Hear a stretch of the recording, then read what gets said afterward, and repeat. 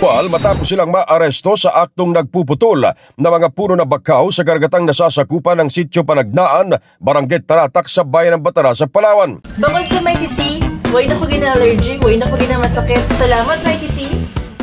Ang matagumpay na paghuli sa mga sospek ay resulta na magkasanib na operasyon ng Maritime Security Law Enforcement Group Palawan sa ilalim ng Coast Guard District Palawan, Coast Guard Intelligence Unit Batarasa, Coast Guard Substation Rio Tuba at DENR Centro Brooks Point.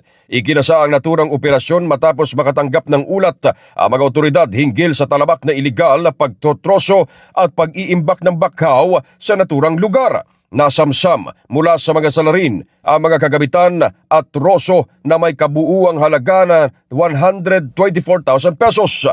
Kabilang sa mga nakumpiska na mga otoridad ang isang motorized compete boat na nagkakahalaga ng 120,000 pesos, isang chainsaw na nagkakahalaga ng 3,000 piso, isang bolo at ilang piraso ng pinutol na lumber at round timber. Sa kasalukuyan nahaharap ang 3 arestadong sospek sa kasong paglabag sa Section 77 ng Presidential Decree 705 o ang Forestry Code of the Philippines, pati na rin sa Palawan Council for Sustainable Development Administrative Order No.